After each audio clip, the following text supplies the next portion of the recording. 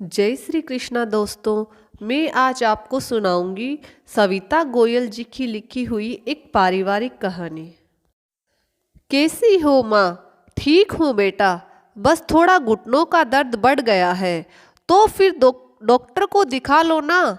लाओ भाभी को फ़ोन दो, मैं बोलती हूँ। जैसे ही नीला जी ने पास खड़ी अपनी बहू केतकी को फ़ोन पकड़ाया, बिना कुछ सुने ही पलक बोलने लगी। भाभी, थोड़ा ध्यान माँ का भी रख लिया करो। घूमने फिरने से थोड़ी फुर्सत मिल जाए तो माँ को डॉक्टर को तो दिखा लो। बेचारी कुछ कहती नहीं तो क्या, कम से कम आपको तो समझना चाहिए ना। अगर आप लोगों से नहीं दिखाया जाता तो साफ साफ बोल दो, मैं ही दिखा लाऊंगी अपनी माँ को। ननद के ताने सुनकर पलक की आंखें छलक आई। केतकी अपनी तरफ से पूरी कोशिश करती थी घर और परिवार संभालने की। सास नीला जी का भी बहुत सम्मान करती थी। जब से इस घर में आई थी तब से देख रही थी कि नीला जी को घुटनों के दर्द की समस्या है। उनकी दवा भी निरंतर चल रही थी। अब हल्की ठंड आते ही कभी कभी दर्द बढ़ जाता था। नीला जी का बेटा काव्य भी अपनी माँ का ध्यान रखता था, उनकी हर ज़रूरत को पूरा करता था, लेकिन काम की वजह से घर पर कम ही समय बिता पाता था। नीला जी की दवाइयाँ वगैरह लाने में कभी देर नहीं करता था, लेकिन फिर भी पलक बार बार कभी अपने भाई तो कभी भाभी केतकी को माँ की देख रेख और ध्यान रखने पर नसीहत देती रहती थी। कुछ दिनों से नीला जी की तबीयत कुछ नासाज थी। जैसे ही पलक को पता चला, वह दंदनाती हुई अपने मायके पहुंच गई। केतकी नीला जी के पास ही बैठी थी। पलक आते ही माँ से लिपट गई। माँ, हो गई ना आपकी तबीयत खराब? मैंने कितनी बार भाभी से कहा है कि माँ का ध्यान रखा करो, लेकिन इन्हें तो कुछ परवाह है ही नहीं।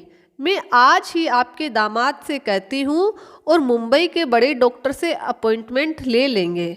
भाभी, आपको माँ के खाने पीने और दवाइयों का ध्यान रखना चाहिए। कितनी लापरवाह है आप। और भाई को तो फुर्सत ही नहीं रहती कुछ करने की। आपको क्या पता माँ को बीमार देखकर मेरे दिल पर क्या बीतती है। तभी दरवाजे से काव्य नीला जी की दवाइयाँ लेकर अंदर दाखिल हुआ। उसने अपनी बहन की सारी बातें सुन ली थी और उसे बहुत बुरा भी लग रहा था। काव्य को देखकर पलक चुप हो गई, लेकिन काव्य बोला, दीदी मानता हूँ आपको माँ की चिंता है, लेकिन थोड़ी चिंता अपने सास ससुर की भी कर लिया करो। आज मैंने देखा बेचारे कैसे सरकारी अस्पताल के चक्कर लगा रहे थे। आपके ससुर जी भी वहीं से दवाइयाँ लेने आए थे जहाँ से मैं माँ की दवाइयाँ ले रहा था। उनका शुगर लेवल काफ़ी बढ़ा हुआ था और आपकी सास तो दमा की मरीज है, फिर भी आप लोग उन्हें अकेले अस्पताल भेज देते हैं। मैंने हाल चाल पूछा तो बता रहे थे कि जीजा जी को काम से फुर्सत नहीं है और आपको अपनी किटी पार्टी और शॉपिंग से वक्त ही नहीं मिलता है।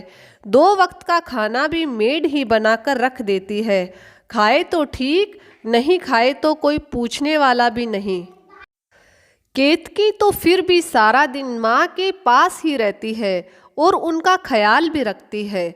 और आप माँ सिर्फ आपकी नहीं मेरी भी है और मुझे अपने कर्तव्य अच्छे से याद है। अगर आपको लगता है कि हम माँ का ध्यान नहीं रखते तो एक बार माँ से भी पूछ लो। नीला जी से भी रहा नहीं गया तो वह बोल पड़ी, पलक, काव्य सही बोल रहा है। यह दोनों अपनी तरफ से कोई कमी नहीं रखते। अब इस उम्र में हारी बीमारी तो लगी रहती है, इसके लिए किसी को दोष नहीं दे सकती।